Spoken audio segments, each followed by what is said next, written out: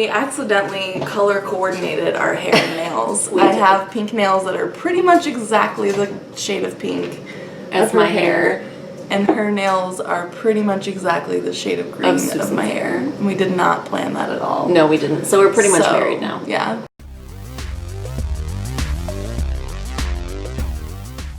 Hey, it's Megan. And Sue. The Spine Breakers. And today we are going to be doing a Reading Rush wrap-up.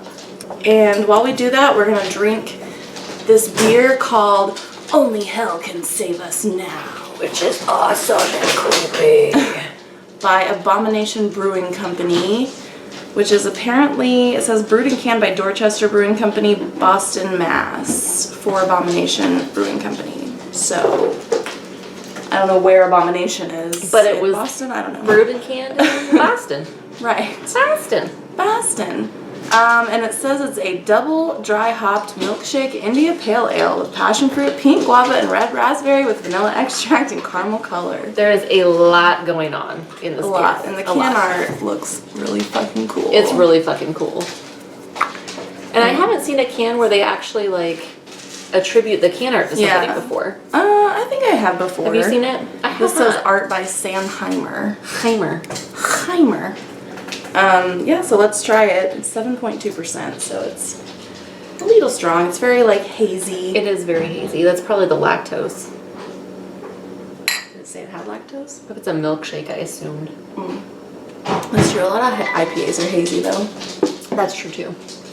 Definitely tastes the guava. I feel like guava's overpowering. It kind of is. And it's a little bit of a funky flavor. I don't care for guava that much.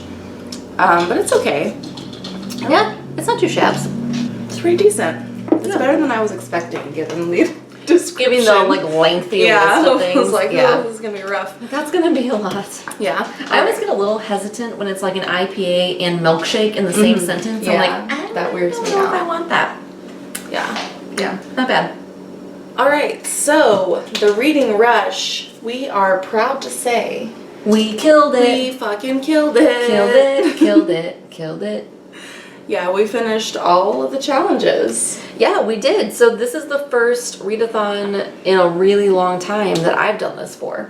I think you've done this way more recently than I have. Yeah, I don't remember which readathon it was, but it was like one last year, I think, that I completed all the challenges, but I don't even remember what it was. So, but anyway, so shall we just go through what we read? Yeah, let's dive in. All right, so I finished 3 books. None of yours are physical copies, are they? Except for one, which... You gotta make me put pictures in. Sorry, I'm a pain in the ass. The first book that I finished was Carrie by Stephen King. And this I used for the challenge of reading an author's first book. Also for the book to movie adaptation. And it also has purple on the cover. And I read it in one spot. Boom, boom, boom, so boom. I read all of these in the same spot boom. because I pretty much always read on my couch. Same. But yeah, this is obviously a horror novel about a teenage girl who's bullied and also abused at home, and she turns out has telekinetic powers. And she doesn't put up with that shit forever. Hell no. But I did enjoy this. Yeah. I kind of was like, at the beginning, was like, I think it would be better if you didn't know how Carrie ended, but I feel like, if you know, is there any person on the planet who doesn't know how Carrie ends? Yeah, because there's a lot of build up to like, you know something's gonna happen, and then it happens. But yeah, it was pretty good. I think I gave it 3.5 stars, which is pretty much on par with how I've rated all. I've read 3 of his books, and I've rated them all about that, I think. Pretty consistently. Yeah. How did you feel about the end? Was the ending okay? Yeah, I thought so. Because that's been my issue with Stephen King, is I don't like his endings. So no, I think the ending of Carrie is like pretty appropriate. Good. Yeah. And it doesn't get as weirdly, since it's about a girl with telekinetic powers. Yeah, he goes. It doesn't get as weird places. as some of his, like Misery ended on a weird note. The Shining goes to some weird places too. Like I haven't read The Shining in its entirety, but like it goes some weird places. So I finished 4 books for Reading Rush, and the first book I finished was We Set the Dark on Fire by Tehlor Mejia. Yeah, so this is a YA novel. This has purple on the cover. It also has 5 or more words in the title. So this is a book about a school for women where they learn to be, because in this society, it's kind of like a dystopian type society. Men have 2 wives. One of them is like the companion wife, and she helps him run the household. The other one is like sensual and passionate, and she gives him like beauty and passion and bears his children.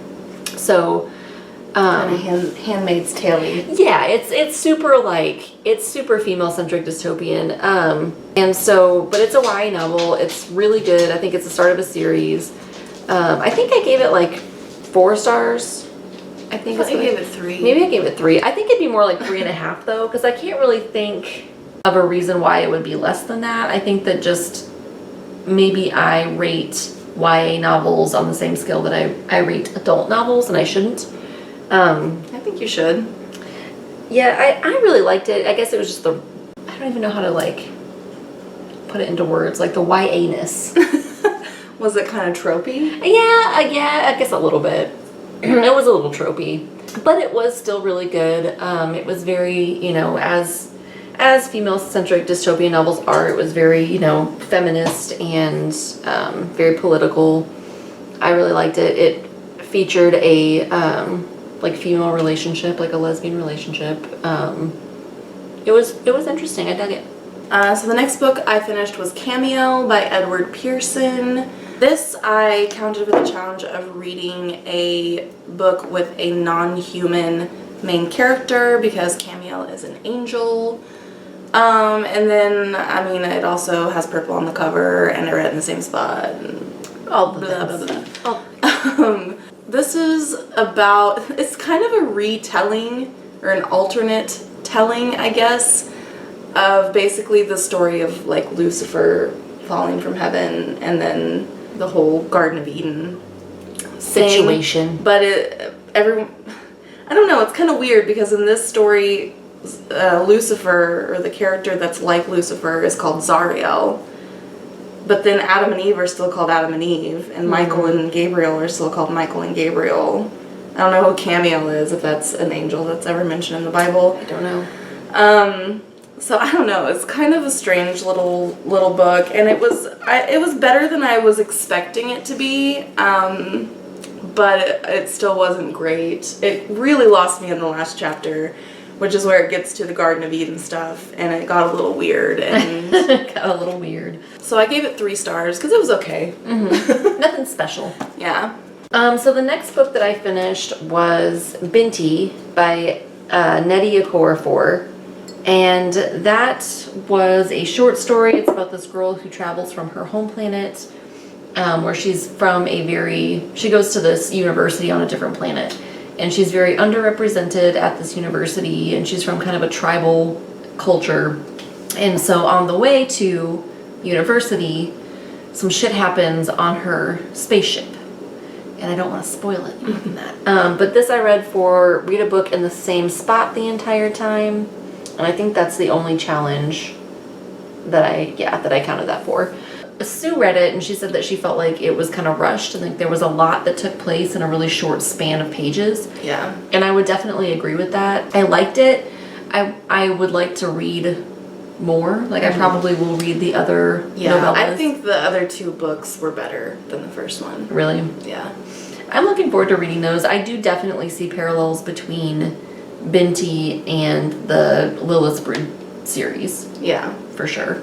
But yeah, I liked it. I gave it 3 or 4 stars. I guess I should probably gave it 4. How do you know this better than I do? Because I edited our vlog. I gave it 4 stars, yeah. But also, like, if we're at bookstores, like used bookstores, I'll be like, hey, Sue, do I have this book or have I read it? And she's like, no, you haven't read it, but you own it. I'm like, oh, okay. But, like, she knows. She knows. I like to remember stupid things that don't actually benefit me that much in life. Like, Sue, have I read this? No, but if you ask me something important and I'm like, I mean, but she's like an encyclopedia of book knowledge. Alright, so the last book that I read was Girl with a Pearl Earring by Tracy Chevalier. And this is another, like, fictional well, not really retelling. It's a fictional story behind the painting Girl with a Pearl Earring by Vermeer. And I used to watch this movie all the time. I haven't watched it all the time. But I love this movie, and so I'd wanted to read the book for a while. So I counted it for the challenge of reading a book with 5 or more words in the title and reading a book that you meant to read last year. And I think that's all the challenges covered. Yeah, there's just something about this story that I fucking love. I gave this 5 stars. I loved it. But it's one of those that I fully recognize that not everyone would love this. Because it's kind of one of those stories where, like, it's not that nothing happens, it's just that, like, nothing changes, really. Like, it kind of has a very unsatisfying, I think a lot of people would find it an unsatisfying story, I guess. In the story, the girl who is, like, ended up being who he paints, goes to work for him and his family as a maid, and they kind of have a weird thing, a sexual tension between them. I don't know, something about the story just, like, calls to me, I guess, and I loved it. And I read it in like a day because I was just devoured it. Loved it. Even though I knew exactly what was going to happen because I'd seen the movie multiple times. Nice.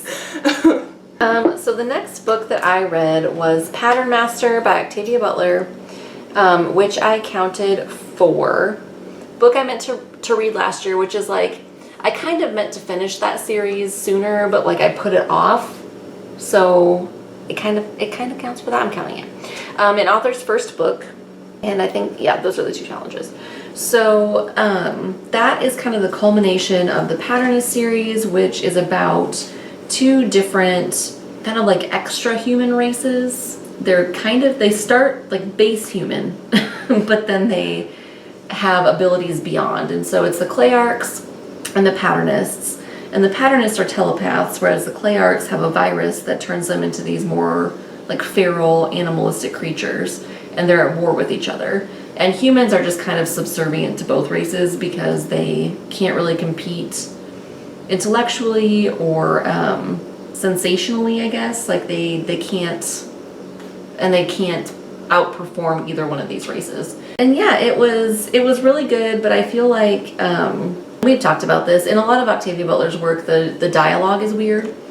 But in this book in particular, it was more weird. Yeah, it's kind of stilted in general. And it was more so in this book. Like, it was more awkward and clunky. But the story was really good, and I really enjoyed it. So I gave it 4 stars. I'm sad that the series is over, so. I just started it. I kind of wish I had read it in publication order instead of chronological, but it's too late now. I already started Wild Seed. I'm going to reread it, and I'm going to do it in publication order, and see if it's different. But I guess I could just read Wild Seed and then start back at Patternmaster. You could. And I will say, like, reading it in chronological order for the story is very interesting. So, like, I do recommend it, but then I do want to read it in publication order. So. I think it'd be interesting, though, based on what you said, that it's about, to, like, see that first and then see how that happens. Because once you get to, like, because when I got to Clay's arc, I was like, how the fuck does this even count for anything? Like, what is this? Like, what is this? So, yeah, I think maybe having Patternmaster first, I would have better understood what the fuck Clay's arc was about. Yeah. So I read one more book for this, which was Interview with the Vampire by Anne Rice, which I counted for a book with a non-human main character and read and watch a book-to-movie adaptation. So this book was fun. I gave it 3 out of 5 stars. I felt like it did the thing where it was like really overly descriptive. Like, I don't need to know how the air smelled every 5 seconds. Like, if you want to describe it one time, I'm good. Carry on. Give me some action. But I guess, like, I understand why Anne Rice did that, because, like, the setting is very important to the main character, and so, like, it was very important to, like, romanticize that. But that romanticism got really old after a while for me, and it was just, like, really overly descriptive. But the book itself was very entertaining. The book is infinitely better than the movie. I haven't seen the movie in a very long time, but I liked it when I watched it. I would like for you to watch it again. I thought Brad Pitt was really bad in it. So is Tom Cruise. Like, I they're didn't so think bad. at the time. I thought Tom Cruise was good. My favorite part, which I say this in my vlog, is when, and this is kind of spoilery, but like probably not because this has been around forever, but when Tom Cruise dies the first time and he's like all shriveled up, favorite part. Like, for some reason, I'm like, all right. Yeah. I read the book when I was probably like 18, and I fucking loved it at the time. Like, 5 out of 5 stars, loved it. But, you know, that was a long time ago. Well, and you like flowery language, I do don't you? sometimes, yeah. So you might enjoy it more than I enjoyed it, because I don't. Like, I would like to, and I can appreciate it in small doses, but like, don't Tolkien me, man. Like, don't describe every fucking little thing to me. Like, I don't need that. Maybe you'd like Cameo, because it's like, it's just like Tolkien, but really Apparently, short. but yeah, just really short, and not at all about what according Lord to of the Rings is about. According to the cover. According to the cover, it's just like Tolkien. That's my reading rush. That's it. That's what we did. So we've been killing it this month, pretty much. Yeah, we both just like shot out of our slumps. I think last month I read like two books. I didn't read it. And this month I'm at 10. Yeah, I have not been reading much this year, and this month has been like the heaviest month I've had. And I've read 6 books so far, and I'm hoping to finish a 7th. I actually kind of like this beer. I do too. Yeah, kind of into it. Pretty tasty. It's like a fruity IPA, pretty much. Which I'm into. Yeah, and I thought the guava was overpowering at first, but now I'm like, I don't know if I just kind of got used to it but I think you kind of acclimate to it, because I felt the same way. And yeah, and it is like a little tart, but I don't mind it. It's not so tart that it hurts my tum-tum. Right. You know? Yeah, so I think it's pretty good. Yeah. Only hell can save us now. Anyway, let us know if you've read any of these books. Yeah. Also, how'd you guys do in the reading rush? And thanks for watching. Thanks for watching. We'll see you next time. Bye. Bye.